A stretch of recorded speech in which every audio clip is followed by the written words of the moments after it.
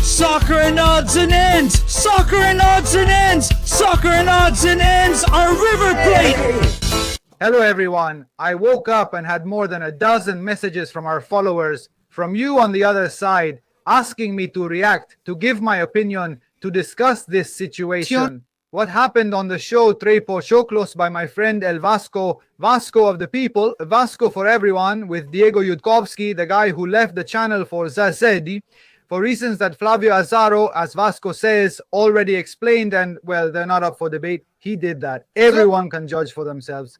Guys, what a way to lie. What a way to lie. Anyone with a microphone today lies. In this video, we're going to refute. We're going to tear down everything this guy says, and we're really going to show you what it means for a South American Football Confederation to be pro a team, which was the South American Football Confederation of the 2000s, the South American Football Confederation of the 2000s, all imprisoned for corruption. Coincidentally, the only good decade they had in their history, the one that gave them their biggest titles, was thanks to a South American Football Confederation that helped them. And nobody talks much about that. You might hear Conmebol Galina, but you'll rarely hear Conmebol Bostera. And in this video, you're going to see with just one match that I'm going to show you, I could show you many more, but with just one, the most important in their history. For them, the most important is the River Boca in Madrid, but for them now it's this one. We're going to show you how they won it. We're going to show you how they won it. Let's see, without further ado, what happened on the show yesterday. It's unbelievable. A lot of followers shared it with me and we talked about it. Let's see. Was River the top team in South America from 2014 to 2025? No, because first you mentioned 2025 Vasco, you went too far, so now we'll give you numbers to make you understand. for me, he was the most helpful in the continent until 2021. The face? That's when D'Onofrio leaves. First, I have it written down here because it was hard to remember everything, but look at all the things that happened. 2017 River was clearly harmed against Lanús. 2018, they sent us to Madrid, 2 games in a row without being the home team. In a final, River was down 3 times but won. The clear penalty by Andrade on Prato wasn't called when River was losing. In 2019, River reached the final, but Sampaio at La Bombonera did everything to stop them. 2020, River was clearly harmed against Palmeiras in Brazil. They disallowed Montiel's goal after a lengthy video assistant referee review, overturned the penalty, and missed a last-minute goalkeeper penalty on Paulo Diaz, a punch to the face. That series was terrible. In 2022, Tobar called an unseen handball on Matias Suarez against Vélez, negating River's potential equalizer and chance to reach penalties or win the series. In 2023 against Inter in Brazil, Solari was called for a double touch. Later, the rule changed, so now that kind of penalty is retaken. River was clearly out. There were a lot more bad calls against River than good ones, but people only remember Penola's penalty. They only remember. It's very selective and tough to fight, but we'll show you a few things, especially one, all from the same match. The D'Onofrio era was River. A direct friend, practically a partner of Conmebol. A partner of Conmebol? Franco Piso, or the guys who analyze gestures, when he does this and claims to be a partner of Conmebol, and Yudkowski acts similarly. I'm no expert, but he's clearly lying. They're beautiful, look.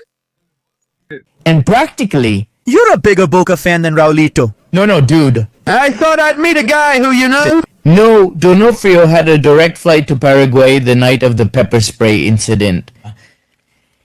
In 2018, they claimed it was a final that had to be decided, but the Boca squad had also been deprived of the chance to play the match. Why did it have to be played another day? If a Boca player had a splinter in his eye, even if they bandaged the other, I wouldn't care.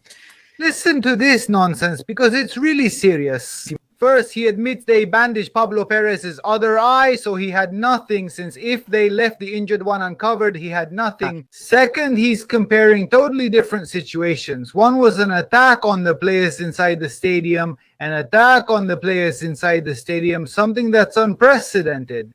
What happened with River and Boca was terrible, but it was a crazy guy outside the field who threw a flyer, a bottle, a rock, and broke the glass. It's not like it was a direct attack, even though it could have seriously hurt someone. River, when it was the first leg, the 2-2 at the Bombonera, also arrived with the bus windows all broken. Unfortunately, as much as it pains me, it's common. What Boca did to River so that the second half couldn't be played was a direct attack. I'm really surprised by how these guys are communicators. It really catches my attention. Let's continue.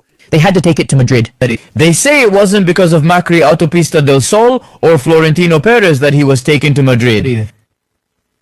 Angeliki didn't want to play, but they told him to sign or Boca would be banned from the cup for 50 years like Independiente, who are now out for 2. Well, so many inaccuracies and lies he's telling. Wasn't what happened in 2018 the same as what happened in 2015? An unprecedented attack occurred inside the stadium tunnel with pepper spray and rocks thrown in the closed space. Sadly, as I've said, this often happens in South American football. And what they said about South American Football Confederation chicken isn't true. I'll show you what really happened in the Boca vs Real Madrid final. Very forgotten footage. Do you know why? Because no media outlets are showing them. The Pinola play against Independiente gets repeated and discussed constantly while no one mentions this or talks much about the Palmeiras versus Boca match, including the penalty on Asprilla and other incidents. Let's focus on these overlooked moments and watch. Figo delivers a free kick cross, goal for Real Madrid. Did you remember a Real Madrid goal was disallowed? Actually, there were two, but neither was offside. Let's take a look. It's disallowed by the linesman, disallowed. Clearly onside since another player is ahead. Let's proceed with the footage. As we can see, he was clearly onside. The Boca robbery was already starting. There it goes. There was a penalty. There was a penalty, says Varsky. For Varsky to say there was a penalty, but that wasn't the most serious penalty. Look at Palermo. The tall one passed again. Now Roberto Carlos appears over here. Here comes Roberto Carlos. The cross was coming. Oh, Roberto Carlos raises his hands and Vignolo says nothing. Absolutely nothing, huh? Were they asking for a handball by Matelon? There, he says. They were asking for a handball by Matelon. It was for... Sebastian says there was a major penalty against Hierro. First, a big kick. First a big kick. Look, huh? Terrible, a clear penalty. From Traverso. Unbelievable, and then on the same play. Palermo's hand, I can't believe it, huh? I can't believe it. People talk very little about it. There's a lot of talk about Pinar's play. Terrible handball by the Boca player. This is a Boca-biased Conmebol. People talk a lot about River-biased Conmebol. This was Boca-biased, folks. This was a partisan Conmebol. But, well, it's a fight we have to take on, and it's tough because there are fewer of us fighting this battle. The minority at some point will change the landscape. But anyway, let's keep going. Look. It's unbelievable neither penalty was called. Here, Roberto Carlos passes to Figo, who takes a poor shot. He was onside. Figo scores for Real Madrid, but the referee calls nothing. Boca gets an indirect free kick, no goal or foul on Figo. He was onside, right? Raul was onside, right? They are judged by a different standard and embedded in the media, repeating the same narrative. So today, as we say, the internet was the worst thing that happened to them. Whenever possible, we'll tear down this entire narrative. So, as I said earlier, it's tough. Fewer of us are fighting and the post-truth label sticks. They repeat it until people accept that South American Football Confederation was cowardly. Here we show you with data what this Dominguez South American Football Confederation was like with River and what the previous South American Football Confederation under Naput and so on, Nicolas Leos, was like. All those guys who ended up in a lot of trouble with the law, with the South American Football Confederation that was really pro-Boca. Love you guys. Appreciate your comments and support. Bye.